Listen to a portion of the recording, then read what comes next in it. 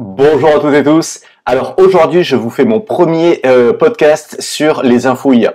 Parce que effectivement, j'ai remarqué que sur LinkedIn, il y a beaucoup d'infos sur le management, sur les RH, sur la RSE, et il y a un peu de choses sur l'intelligence artificielle, mais vraiment pas grand-chose.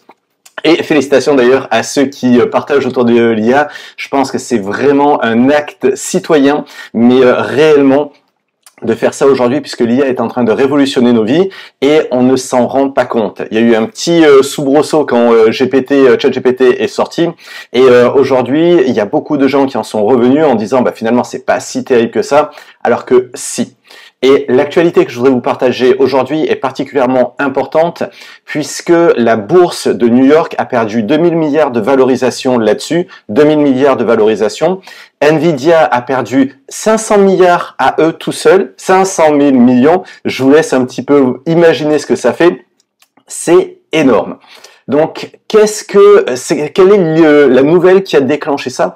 Tout simplement, la nouvelle, c'est DeepSeek R1. DeepSeek R1, retenez bien ce nom, c'est une intelligence artificielle chinoise qui est au niveau des meilleurs modèles de ChatGPT.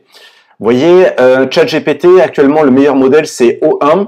Et O1, si vous avez un abonnement plus, vous avez droit à un petit peu de O1, 50 requêtes par semaine. Ouais, 50 requêtes par semaine.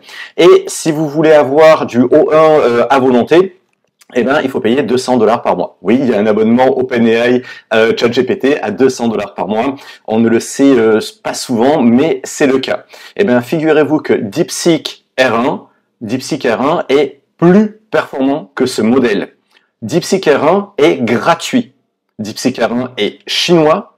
DeepSeek R1 est open source. Alors open source, ça veut dire quoi? Ça veut dire qu'ils ont donné tout le modèle en public. Vous pouvez le télécharger chez vous et l'utiliser en local. Alors il va falloir un gros ordinateur, même plusieurs gros ordinateurs. Mais en tout cas, n'importe quel opérateur peut le mettre sur son serveur et proposer DeepSeek R1 à volonté, avec juste le coût de calcul et pas d'autres coûts. Alors là où c'est fou, c'est qu'il faut savoir aujourd'hui ce que font ces modèles. Beaucoup de personnes sont restées sur le fait que ça peut écrire des mails, mais qui commencent par j'espère que ce mail va vous trouver bien. Ok, ça c'est fini. Aujourd'hui, le modèle O1, il a le niveau d'un doctorant en physique, d'un doctorant en matériaux, en ce que vous voulez, et voire même en médecine. Alors ça, je suis moins sûr parce que c'est un sujet dont on parle moins. Le médical, c'est un sujet qui est quand même à part.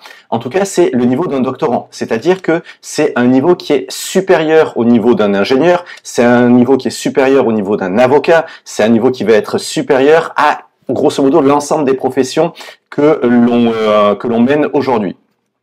Et pourquoi c'est quelque chose de super important et pourquoi ça a provoqué cette chute à la bourse de New York? Tout simplement parce que en ce moment les GAFAM sont en train d'investir des sommes colossales. Vous voyez, c'est du 10 milliards par-ci, 100 milliards de l'autre côté, 500 milliards annoncés pour le projet Stargate par Trump et Sam Altman d'OpenAI et le patron de Oracle et le patron de SoftBank. Sauf que ces 500 milliards, personne ne sait d'où ils sortent, où ils les trouvent. Pour rappel, OpenAI a été financé à 10 milliards par Microsoft sur 10 ans, et déjà c'était colossal, et OpenAI gagne 5 milliards par an, mais ils en dépensent 8 ou 9. Donc là, il y a des gros effets d'annonce sur des sommes colossales, et tout ça a été anéanti par DeepSeek, parce que DeepSeek a entraîné son modèle pour 5 millions. Un modèle comme GPT-4, il a été entraîné pour, je crois que c'est 100 millions. 100 millions, vérifié, mais c'est à peu près 100 millions, c'est-à-dire 20 fois plus que DeepSeek.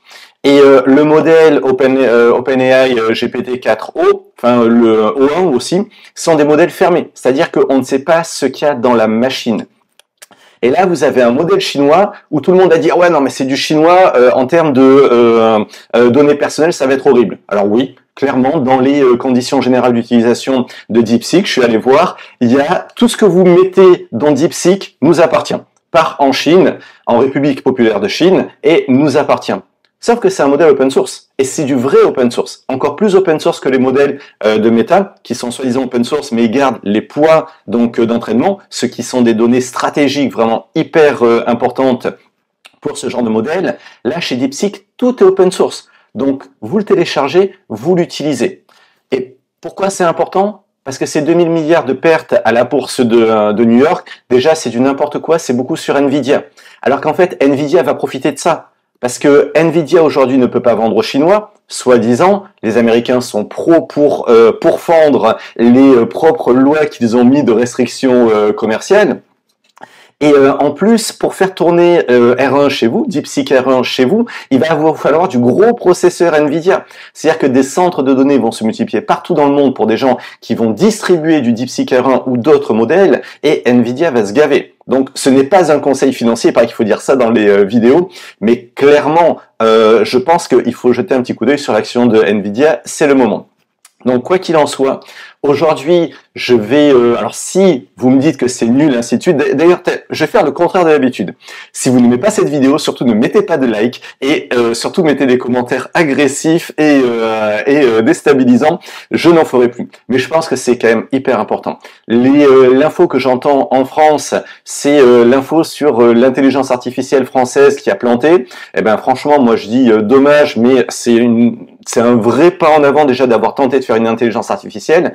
Je pense qu'il faut la déléguer à des boîtes privées, comme font les Américains. C'est pas des exemples les Américains, mais là je pense qu'ils ont raison. C'est-à-dire qu'une boîte publique qui va développer un modèle d'IA expérimental, aujourd'hui, je vois mal comment elle peut être performante. On a Mistral, on a quand même on a Hugging Face. Alors Hugging Face maintenant c'est américain, on l'a laissé partir, mais c'est fondé par des Français. Donc, je pense qu'il est important que nous, Français, nous soyons au courant de ce qui se passe, des outils et de ce qu'on peut faire avec. Donc, si jamais vous trouvez ça intéressant, vous me le dites. Si vous trouvez pas ça intéressant, franchement, moi, ça me prend du temps, de l'énergie. Donc, vous me le dites aussi, comme ça, je concentrerai mon énergie ailleurs. En tout cas, je suis ravi de partager tout ça avec vous. Allez, salut et à la prochaine.